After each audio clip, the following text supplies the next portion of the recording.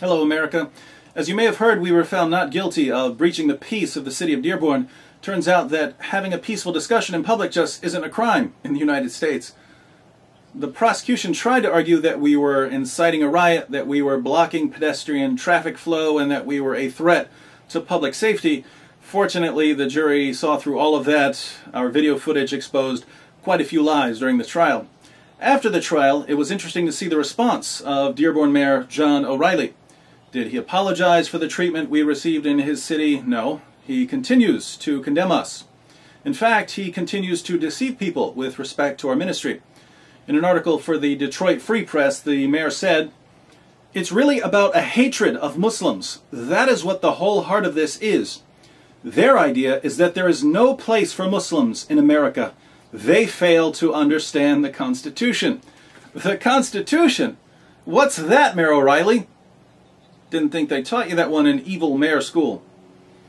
I don't know if the mayor has noticed, but we haven't been saying much about the Muslims of Dearborn. The only Muslims we've spent much time talking about were the security guards who physically attacked us last year for recording a peaceful discussion in public, and Amal al-Islami, a Muslim woman who joined Roger Williams in lying about us in an attempt to get us arrested this year.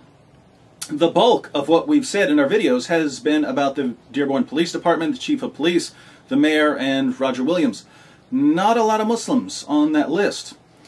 So what's Mayor O'Reilly basing his claims on? Is he saying this based on our video footage of the festival? Let's take a look. The mayor says that these Act 17 guys hate Muslims. Perhaps that's why Nabil said at the festival, "A lot of friends I have are still Muslim. I love these people." You see, he hates them. Jesus tells us to love everyone regardless of that they know them or not. Hates them. If I didn't love you, I wouldn't be talking to you. Why does he hate Muslims so much?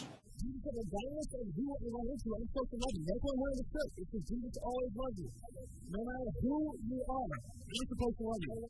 Obviously, Nabil has a major problem with the Muslim community. What a bigot! He's just trying to make Muslims look bad. Are you sure, Nabil? Well, why are you at an Arab festival looking for trouble? You do hate Arab people, though. Nabil's Pakistani, but his last name is Qureshi, which means that his family line ultimately goes back to the Quraysh tribe, Muhammad's tribe, which was Arab. How can he have so much hatred for his own people?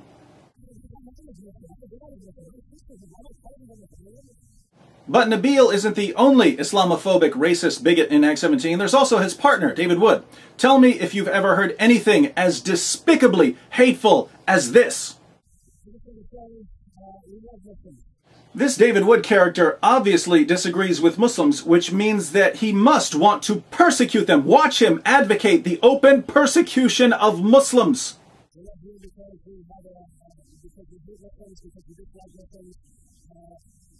The matter is a disagreement over ideology. And when we have a disagreement, the appropriate thing to do is to discuss our differences. Since these guys obviously hate all Muslims and want to see them persecuted, they must believe, as Mayor O'Reilly says, that there's no place in America for Muslims. I bet they advocate expelling all Muslims from America. People in the United States who don't want Muslims here, who don't want Muslims, they say Muslims go home. You're not among them. I want, more than anyone in the world, I want Muslims to come to America so they can see the difference between a culture that allows oppression of disbelievers, oppression of women, subjugation of apostles, killing of apostles, to see what life is like when those people are protected, when women are protected from being beaten by their husbands, when people who want to leave Islam for another religion are protected. I want them to see this. Are these guys really saying that Muslims and non-Muslims should get together and discuss their differences? Someone needs to lock these guys up. That's Nabil. Don't forget David.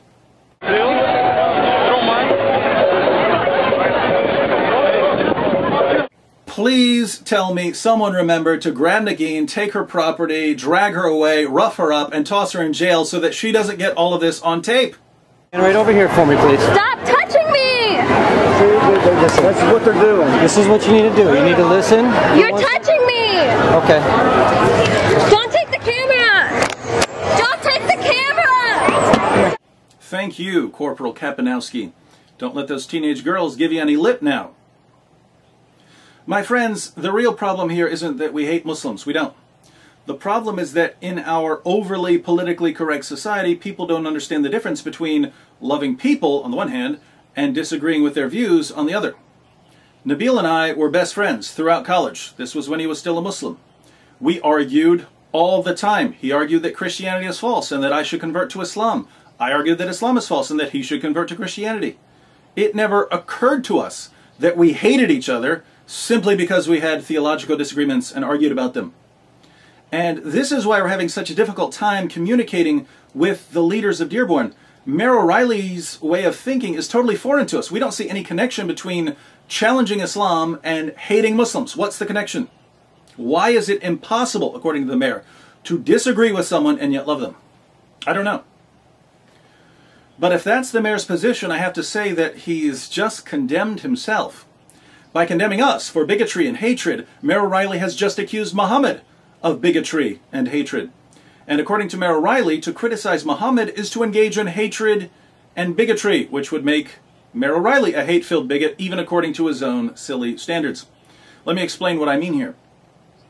Since Nabil and I criticize and challenge Islam, Mayor O'Reilly concludes that we hate Muslims. So what's the moral principle the mayor is appealing to? If you criticize and challenge another person's religious beliefs, you must be filled with hatred. Now, if that's Mayor O'Reilly's position, he has to conclude that Muhammad was the most hate-filled person who's ever walked the planet. Why? Because Muhammad condemned the religious beliefs of all non-Muslims. Let's take Christians as an example. Surah 5, verse 17 of the Quran says, "Certainly they disbelieve who say, 'Surely Allah, He is the Messiah, son of Maryam.'" So if you believe in the deity of Christ, you are a disbeliever, according to Muhammad. What does the Quran say about the disbelieving Christians and Jews, the disbelievers from among the people of the book? Surah 98:6. "Those who disbelieve from among the people of the book and among the polytheists shall be in hellfire to dwell therein. They are the worst of creatures." According to the Quran, Christians are the worst of creatures because we believe in the deity of Christ. Since we're blasphemers, what should Allah do to us, according to the Quran?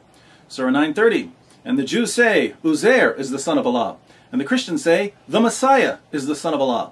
These are the words of their mouths. They imitate the saying of those who disbelieved before them. May Allah destroy them." How they are turned away. And how are Muslims supposed to act towards Jews and Christians, the people of the book? Surah 9:29 declares,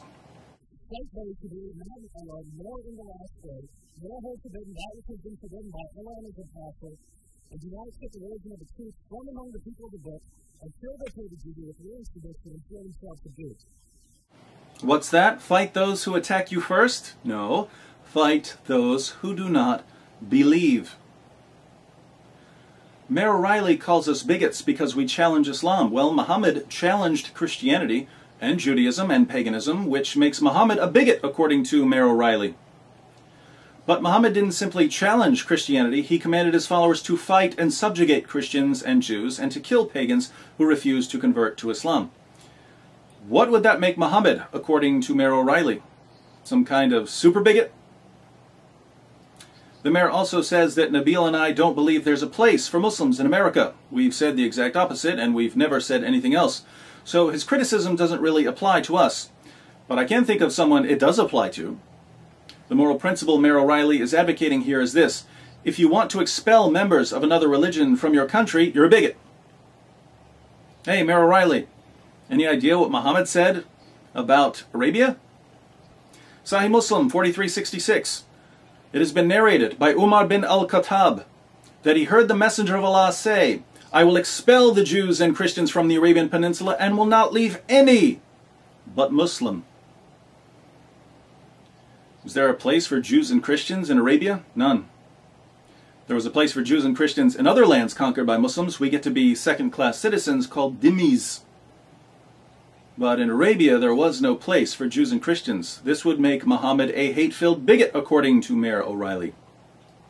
And now we've got a problem. Mayor O'Reilly calls us bigots because we criticize Islam. But if we follow the mayor's claims through to their logical conclusion, we find that the mayor is criticizing Islam too, which would make him a bigot, since anyone who criticizes Islam is a bigot. See what happens when you toss around words like hate and bigot without thinking carefully about what you're saying, Mayor O'Reilly? If you'd think a bit more carefully about your approach to Islam, you'd realize that there are three basic positions when it comes to Islam in the West. First, you can ignore the fact that there are differences between Islamic law and Western values. Just pretend the differences don't exist and maybe they'll go away. Or at the very least, you can pass the problem on to the next generation, let them deal with it. This seems to be the mayor's approach and the overall approach of Western leaders. Second, you can draw attention to differences between Islamic law and Western values. Point them out, bring them to the surface, discuss the differences, debate them in public.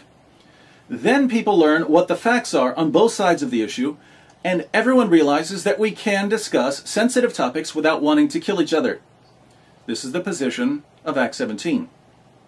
Third, you can get angry at Muslims and burn Qurans and say that we should nuke Mecca and call Muslims names like raghead and camel jockey. That's the position the mayor apparently attributes to us, but that's the position we're trying to keep people away from. You see, the mayor's position, let's call it the ostrich approach, will not end well. You can't ignore the conflicts between Islamic law and Western values forever.